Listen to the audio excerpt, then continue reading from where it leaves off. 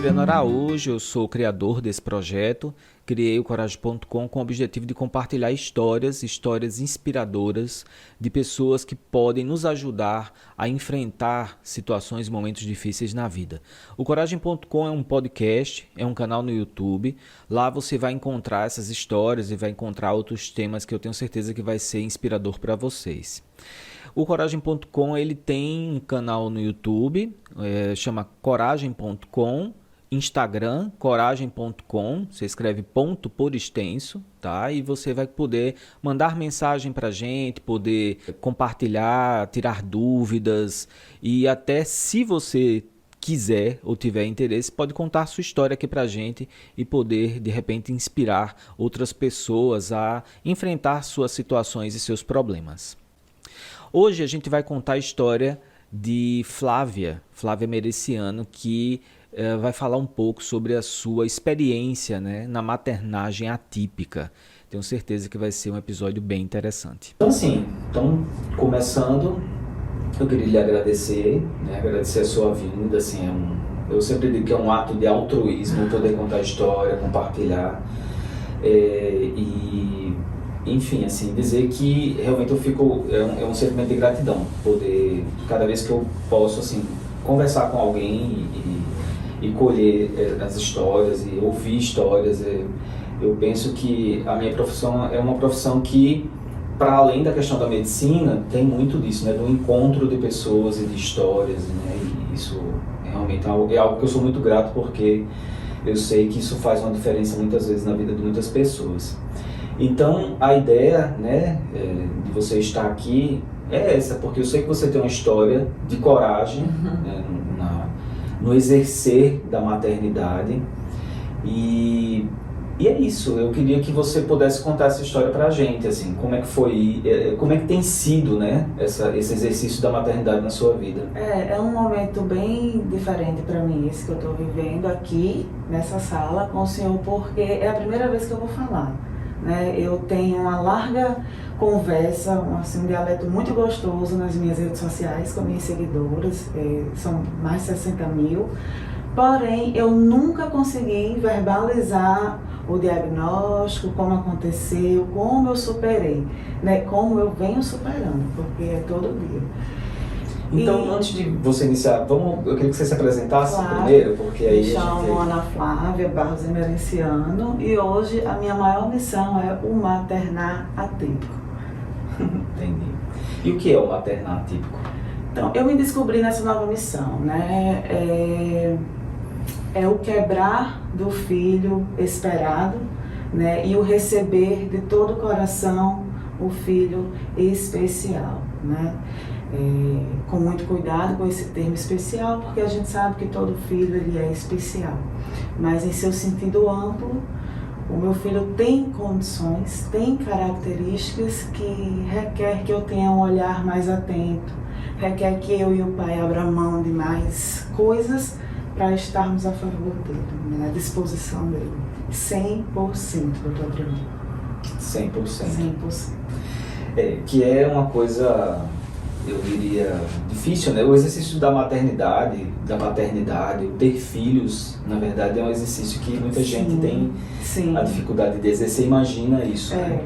Quando eu descobri, né, que Pedro era autista, na semana que eu descobri, eu estava com cardiologista marcado, porque eu era tão cansada, eu era tão exausta, e tudo que eu lia de maternidade é porque cansa e tal. Só que eu não sabia que o meu era além, né? Eu achava que era aquilo mesmo. Estava tão cansada que eu já estava marcando médicos, porque eu acreditava que eu estava com uma somatização de coisas que eu trabalho, né, além de ser mãe.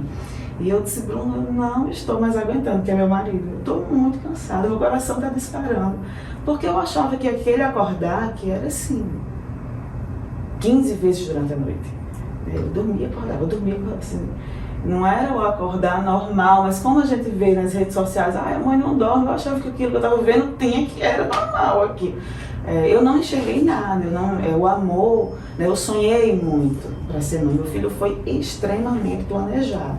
E eu sofro com trombofilia. Então a gente já vinha de perdas. Então quando Pedro chegou, foi tanto amor, foi tudo tão planejado, que eu fiquei cega durante muito tempo. Eu não enxerguei atraso de fala, Eu não enxerguei dificuldade visual, eu não enxerguei absolutamente nada. Compartilhando nas redes sociais o meu dia a dia, até então de uma mulher que gosta de coisas de casa, porque eu amo muito mesa posta, né, decoração. Então eu compartilhava esse dia a dia. Uma seguidora que tem um filhinho autista mandou para mim: seu filho é autista? E foi uma coincidência muito grande, porque há uns 3 meses eu vinha lendo muito sobre autismo, porque o filho de uma amiga tinha características, né? E como eu trabalho para médicos, eu tinha aquele... mais engraçado, não tinha para o meu, né? Eu tinha aquele olhar, né, se tem alguma coisa estranha. Então, eu estudava tanto sobre o autismo que quando ela me falou, e assim, o meu coração era inquieto. Ao mesmo tempo que eu via tudo muito lindo, o meu coração era inquieto. Não era raro eu perguntar aos meus pais: a evolução de Pedro está normal? Eu perguntava muito isso. E Bruno às vezes falava: Flávia, eu acho o tchau de Pedro um pouco acanhado. Eu rebatia esse Bruno: não tem nada, não crie problema onde não tem. Só que o coração já dizia uma coisa. Quando essa seguidora mandou: Flávia, ele tem autismo? Aí Bruno foi observar o Instagram dela, né? E ela tem um filhinho autista e ela fazia essa comunicação que hoje em dia eu faço. E Bruno disse: Flávia, tem coisas aqui que Pedro faz. Aí eu disse: ai, deixa eu olhar. Aí tem. Liguei para ela. Aí ela começou a narrar que me observava, que via, né? Porque eu falava, era 24 horas no ar a minha vida, né? E eu disse: nossa, também. Fui para a escola de Pedro no outro dia, né? E eu cometi um agafe muito grande nessa maternidade super protetora que a gente tem, era o meu primeiro filho, depois de tantas perdas. As escolas tradicionais, você não tem um acompanhamento 24 horas da criança lá dentro, porque não tem câmeras, porque para entrar aquela dificuldade, né? São normas de segurança da própria escola. O que foi que eu fiz? Coloquei numa pequena escola de bairro, porque me apeguei à questão câmeras de segurança e deixei de lado todo o resto. Eu não vi o pedagógico da escola, a preocupação que aquela escola teria com o desenvolvimento da criança, não vi. Eu ceguei no lado maternal, vou ficar acompanhando, e ficava o tempo todo no celular. E fui conversar com a coordenação da escola, né, com a diretora, e pasmem, né, eu perguntava muito a ela, porque da mesma forma que eu perguntava aos meus pais se eles viam alguma coisa em Pedro que achasse que a evolução não estava adequada, eu também perguntava à escola. Eu perguntei inúmeras vezes. E ela: não, tá tudo ok. Mas quando eu cheguei e eu verbalizei: eu estou achando que meu filho é autista, ela disse: ele é. Eu disse: você nunca me falou. Ela disse: conduta da escola, a gente aguarda o pai falar. Porque naquele momento eu comecei a conhecer eu já descobri o autismo conhecendo o pior lado, que é o lado comercial, que existe em torno de tudo isso, e que foi assim a maior facada que nós tivemos na nossa vida. Foi a minha primeira experiência e foi péssima. Ela me deu o diagnóstico de Pedro ali, ela que diagnosticou, né? E terminou a reunião me falando assim: olha a sociedade que nós estamos.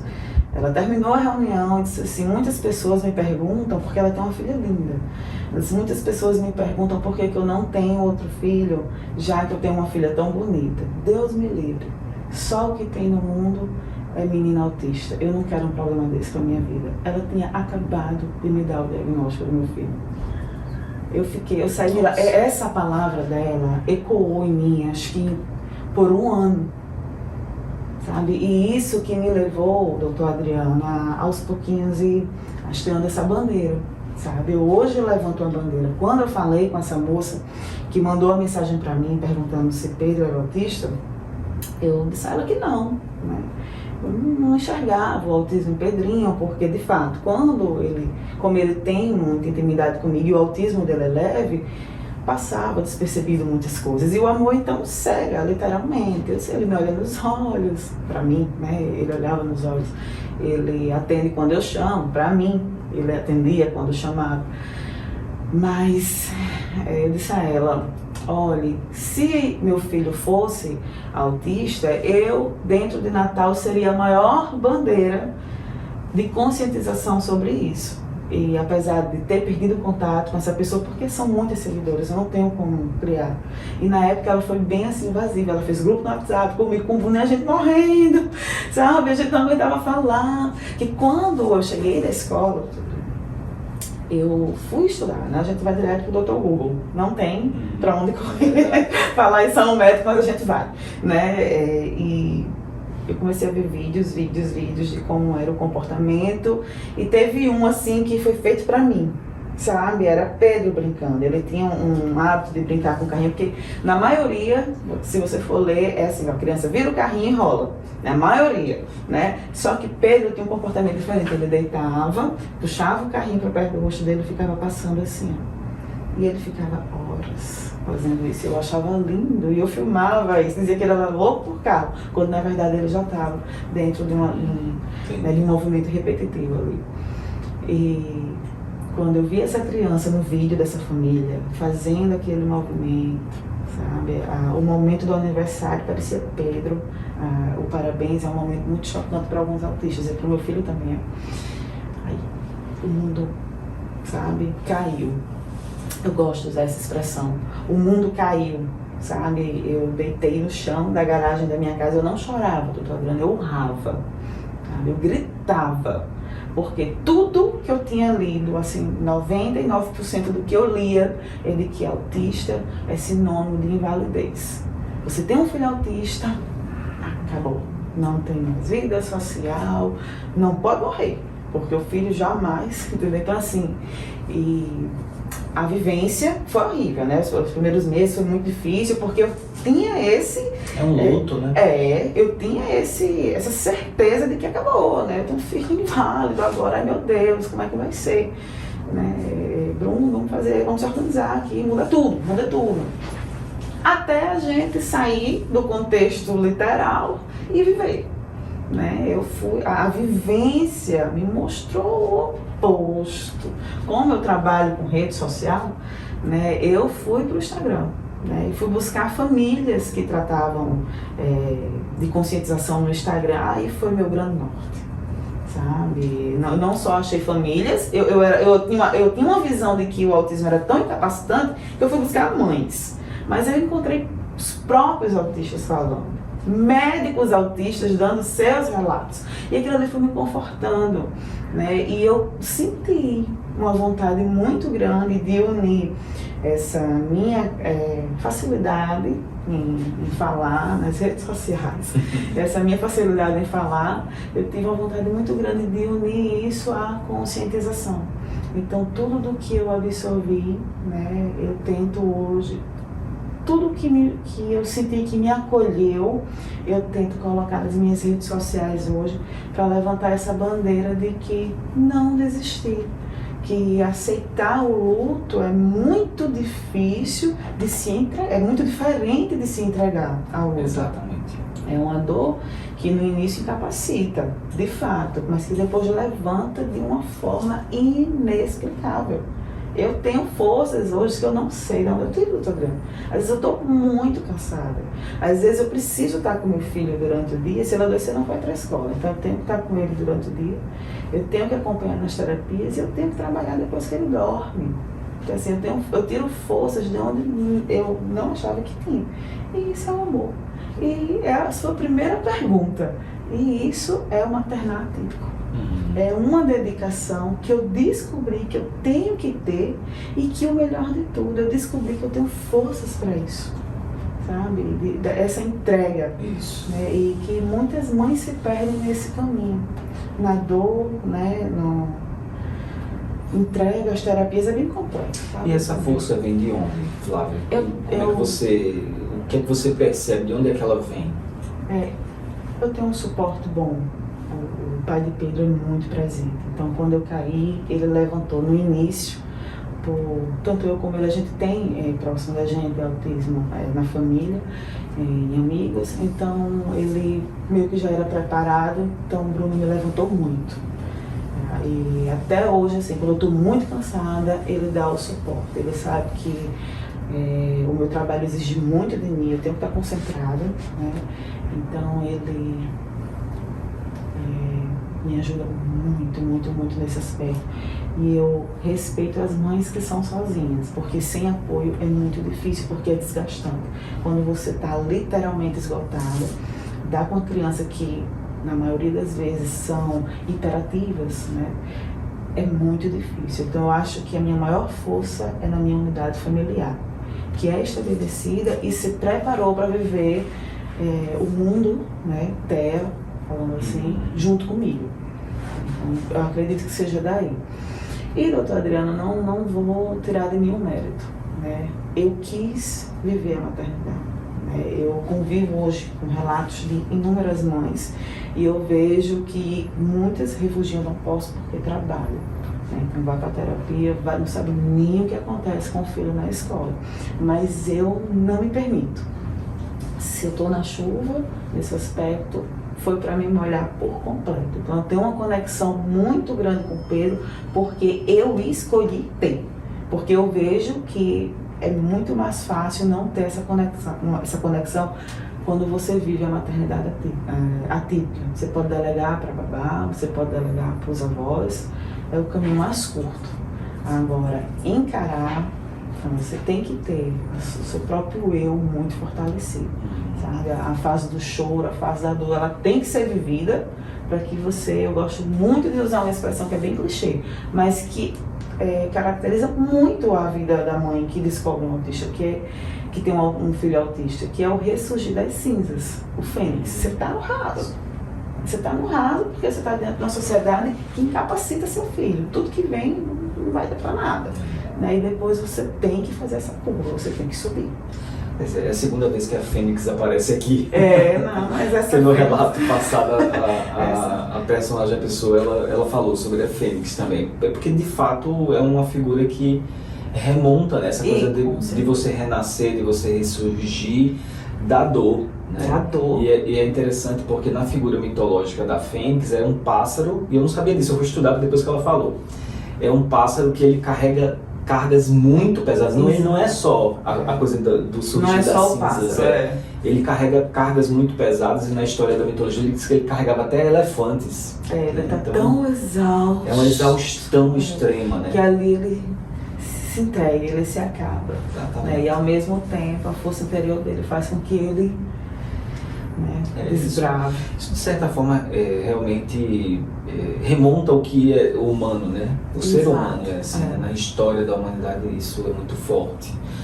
Você acha que esse processo, né, que você mesma falou, né? Você precisa viver esse luto, você precisa sentir isso para ressurgir, para poder seguir em frente. E aí você fala, né, dessa questão da estrutura, né, da sua estrutura familiar, como lhe ajuda, como seu marido Bruno lhe ajuda. Ajuda não, compartilha esse cuidado, né, compartilha essa vida, esse processo, né. E você trabalha com marketing digital, né, e aí você levou isso para as redes também, né, esse processo. E aí, como é que tem sido essa experiência? Porque eu acho isso fenomenal. Assim, eu durante muito tempo, Flávia, para quem não sabe, ela que cuida aqui do meu Instagram, ela me ajuda, né? A gente tem uma parceria já há uns 2 anos, né? Antes disso, eu era avesso à rede social praticamente, assim, tanto é que eu não tinha Instagram, não tinha Facebook, não tinha nada disso. Mas assim, foi numa sacada de pensar que a gente precisa ocupar esses territórios para fazer diferença nesses territórios.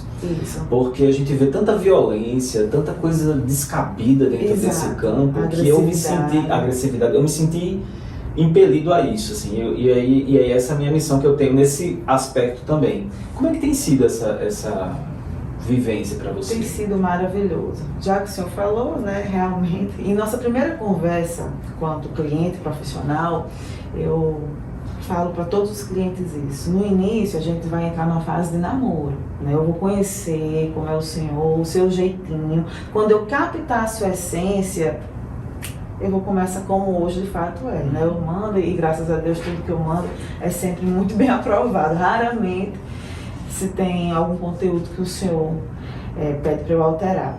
Com as redes sociais foi mais ou menos isso, né? Eu comecei a sentir o ambiente em que eu estava pisando. Eu comecei a buscar famílias, tirar de lá o melhor, adaptar o meu estilo, né, a tudo que eu havia estudado, porque eu também vi muitas famílias perdidas. E eu não queria dar informação vazia.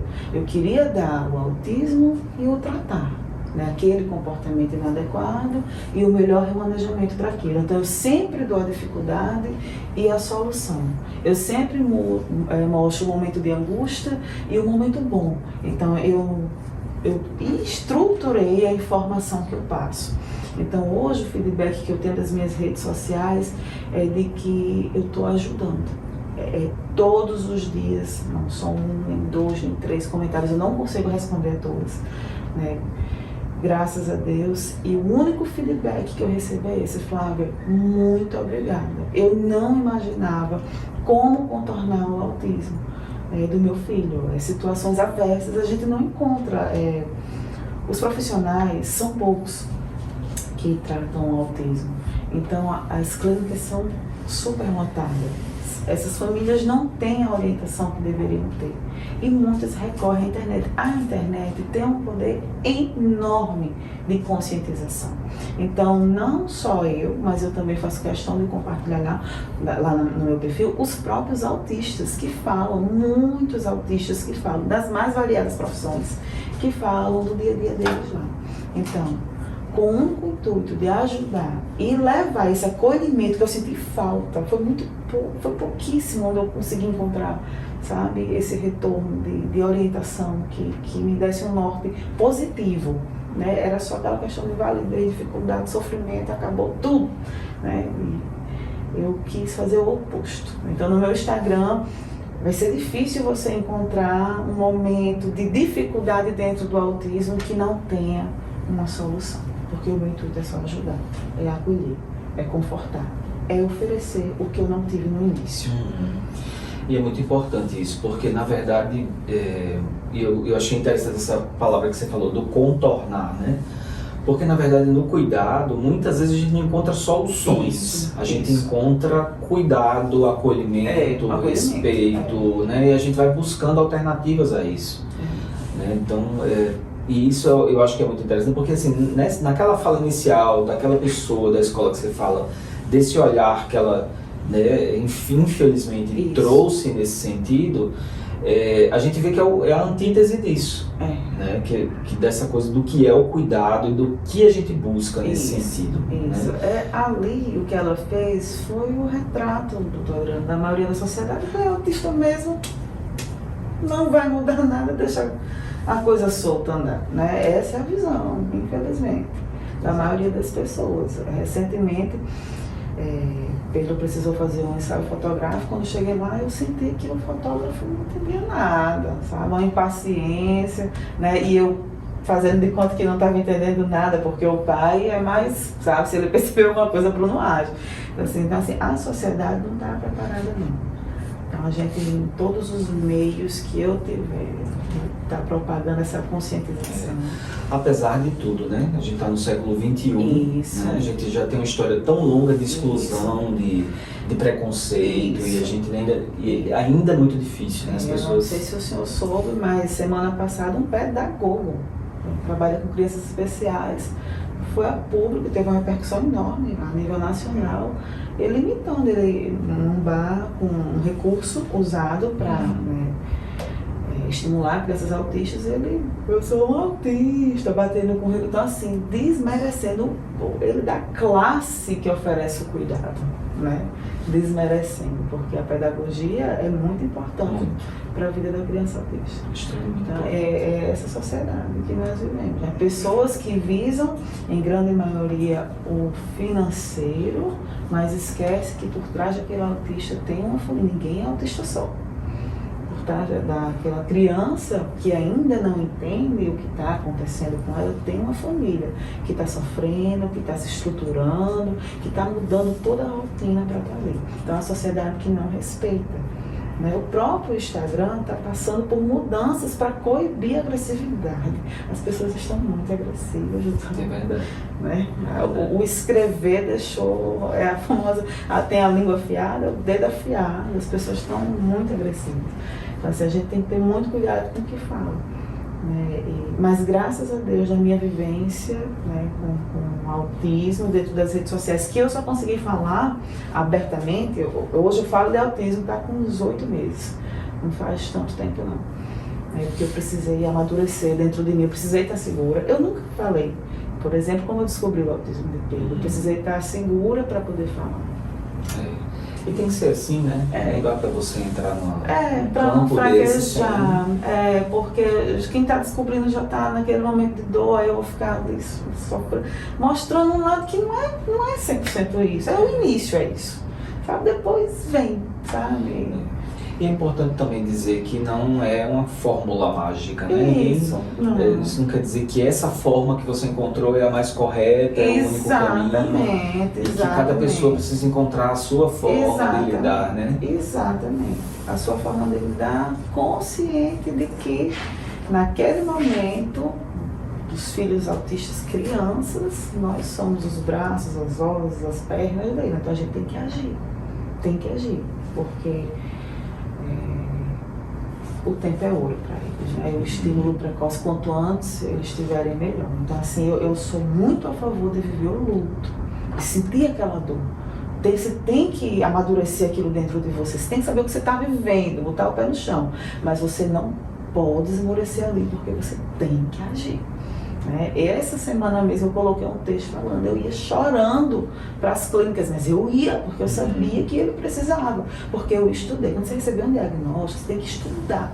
Né? O que eu falo dos médicos, dos profissionais de saúde, das clínicas estarem lotadas, é porque veio muitos diagnósticos agora, né? Despontou realmente, e isso tem uma explicação, porque se a gente for falar aqui fica muito complexo.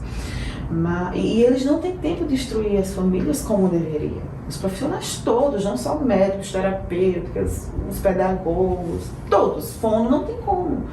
Porque seria a consulta com a criança e a consulta com a família, que precisa saber como levar aquela doutrina clínica para dentro de casa. Né? Então eu faço isso no meu perfil. Alimentando ali o tempo todo, não para, tá cansada, também tô, mas vamos junto. Sem parar, sabe? Mas eu acho que é nesse sentido que eu acho que os colegas profissionais precisam acordar, né? Eles precisam acordar para esse mundo novo que está aí, entendeu? Esse admirável mundo novo, como diz o Huxley, né?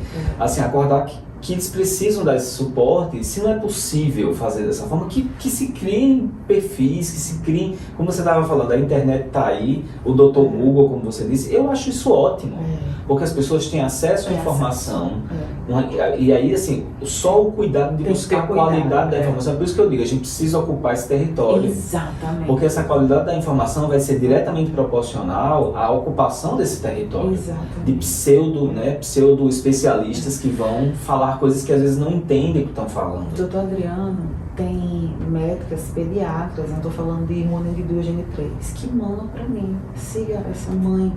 Elas me seguem, elas compartilham meu conteúdo, já no desespero, porque vê aquelas famílias perdidas, né?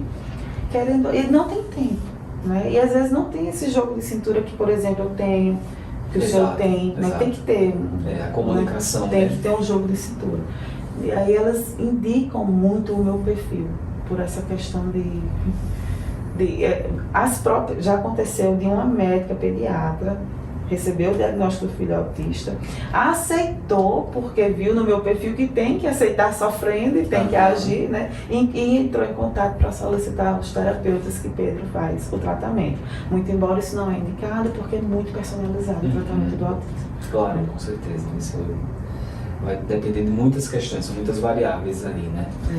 Mas é isso, acho que a gente precisa ocupar mesmo esse território, fazer esse lugar ser um lugar de acolhimento mesmo, de informação. E você veja que o meu palanque, ele vai ser transitório. Hoje eu falo de uma criança autista que eu tenho, mas ele vai se tornar um adolescente, ele vai se tornar um adulto, ele vai se tornar um idoso. Até a adolescência você ainda encontra. Eu ainda me deparo nas clínicas que eu frequento. Agora, daí para diante, os autistas idosos, quem ouve falar? Quem são essas pessoas, né? Exato. O que estão fazendo? Os adultos, né?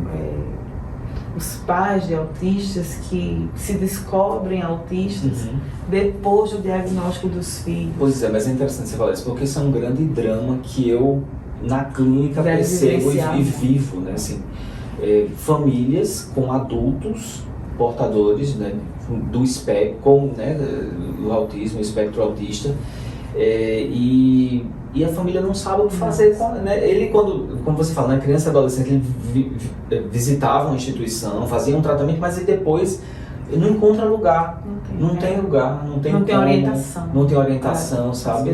Isso é de fato é algo interessante que, assim, parece que é só a criança e o adolescente que merece cuidado. Cuidado.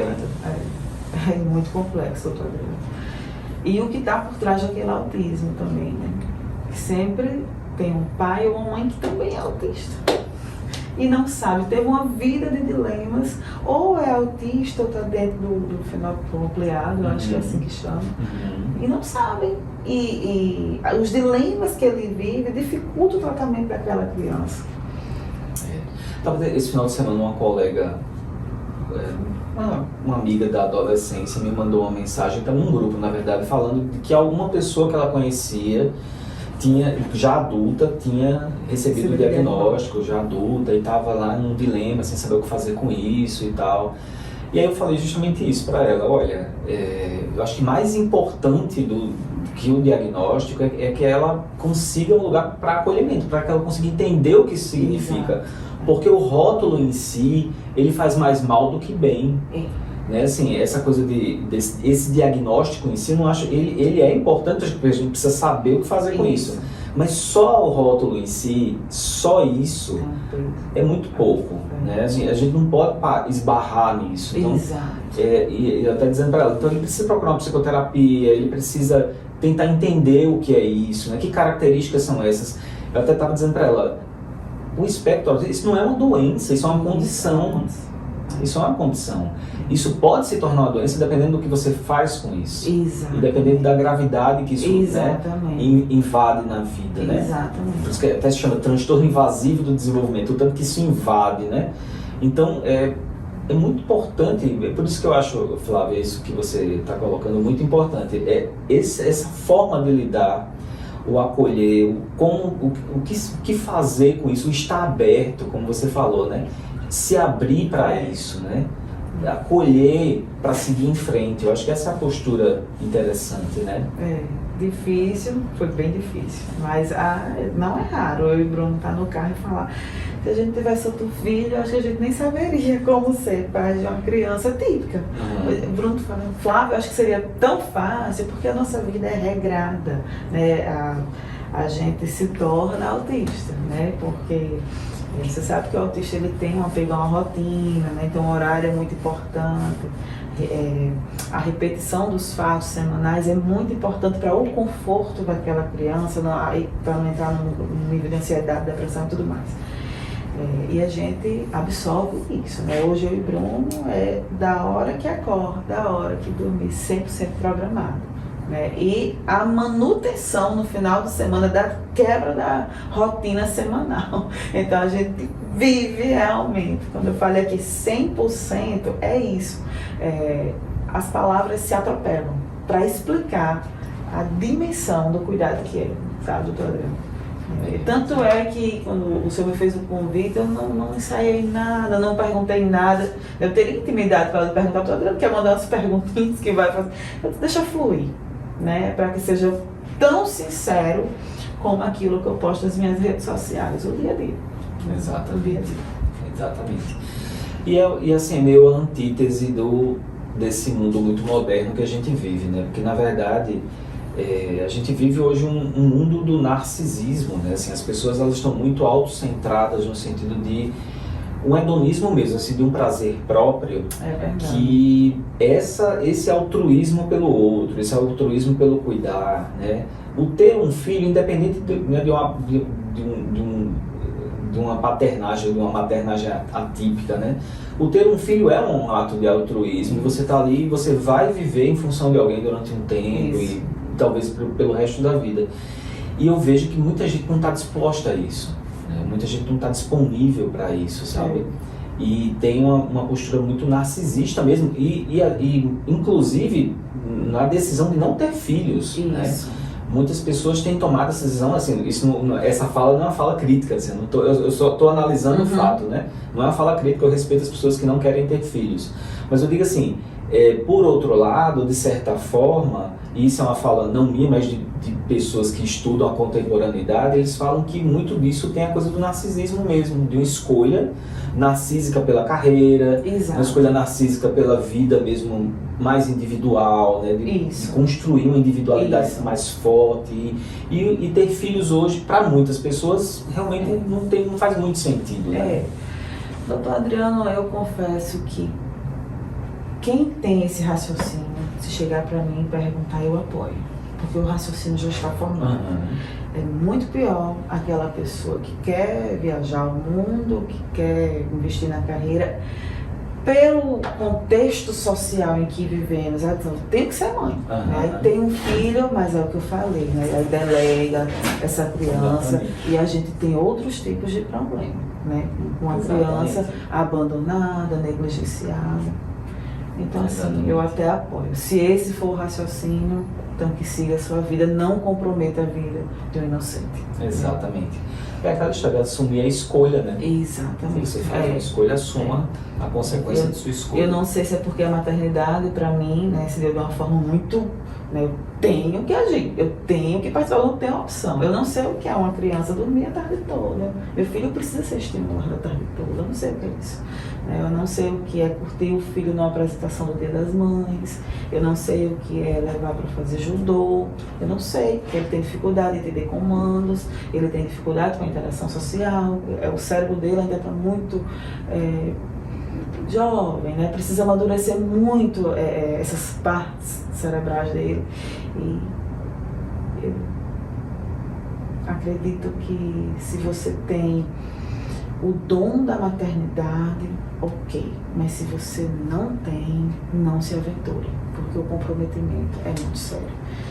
Eu estudei muito, né, a questão de ser pai, ser filho, né, também, e eu vejo que não só crianças atípicas, mas crianças típicas, né, sofrem em larga escala, né, no contexto de sociedade que nós temos hoje, de pessoas que precisam trabalhar muito, tudo muito agitado, pessoas que não têm tempo para nada, né, sofrem, são devastadas, porque não tem o principal acolhimento que é em casa. Exatamente. Né? E aí eu vejo as consequências disso. Né? Pronto, aí o seu consultório exatamente disso. Né? Eu vejo pessoas que vivem uma carência no futuro, as consequências de transtornos mentais por vários traumas e por várias situações mesmo, de um processo de falta de cuidado, de falta de zelo. Porque tem a maternidade dedicada, né, que você ama, mas tem a maternidade tóxica também. Então, do mesmo jeito que a mãe dedicada cuida e levanta aquela criança, tóxica afunda. Exatamente. Então, é verdade. Você pode ajudar muito, mas você pode atrapalhar, né? O desenvolvimento de alguém. O poder dos pais sobre os filhos é enorme. É verdade. Muito, muito verdadeiro isso. Se você tivesse a oportunidade de falar com Flávia do passado, a Flávia que não sabia que ia ser uma mãe atípica, o que você diria para ela hoje, com toda a experiência que você... Ou então para aquela Flávia que soube, né, daquele momento, naquela situação, naquele momento, olha, o que você diria para ela hoje, com toda a experiência que você já tem ao longo desse tempo, que você vivenciou, o que você diria para ela? Desde criança eu sempre falo que queria ser mãe, desde criança. Então, da minha maternidade para trás, qualquer momento da minha vida, seja criança, adolescente ou início da vida adulta, era uma Flávia que queria ser mãe. Então, a mãe que eu sou hoje diria para que ela não desistisse. Porque o que eu sou hoje, eu jamais seria se eu não fosse mãe. Mas a maternidade me mudou por completo, em todos os aspectos da minha vida. As prioridades, a motivação, a realização. Apesar de ser dita uma maternidade difícil, eu me encontrei de tal forma, até as dificuldades que eu tinha, eu passei a respeitar, as minhas limitações dentro da maternidade atípica. Então, para Flávia, funcionou de uma forma, foi resposta para mim. A maternidade atípica foi resposta para mim. Então, gatilhos de estresse que eu tinha antes, eu não tenho mais, porque eu me respeito. E eu devo isso à maternidade atípica. Você gostaria de acrescentar mais alguma coisa, nossa?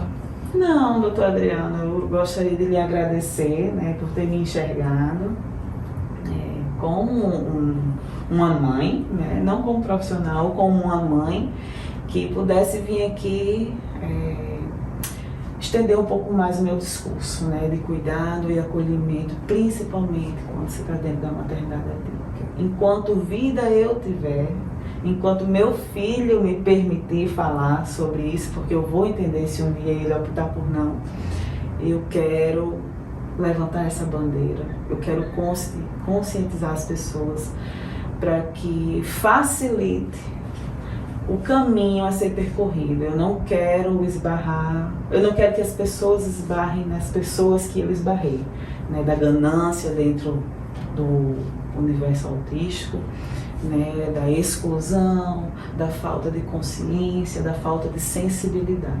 Então eu quero poupar. O meu trabalho no meu Instagram é 100% genuíno. É uma entrega de uma mãe, meus recursos não saem dali. É a entrega de uma mãe que quer poupar outras mães. É só isso. O acolhimento em sentido amplo. Oferecer o que eu não tive, porque foi muito pesado para mim no início da descoberta. Até quem tinha filho autista perto de mim não sabia caminhar. E depois da minha trajetória, que foi tardia, né, perto dessas outras famílias, elas aprenderam a caminhar junto comigo. Então, assim, e o resultado foi só me estudar. Eu fui estudar meu filho. E é isso, doutor Adriano. Só isso. A gratidão, que eu acho que é a grande motivação mesmo. Só lhe agradeço o espaço, a atenção. Eu só posso agradecer também, dizer que foi um prazer enorme, né, poder conversar com você e poder compartilhar, né, compartilhar a sua história, assim, eu tenho certeza que as pessoas vão se inspirar. Vai ser grandioso, vai ser grandioso. Principalmente quando eu falar, olha, pronto, finalmente eu disse como eu descobri o autismo. Obrigado, Flávia. Obrigado.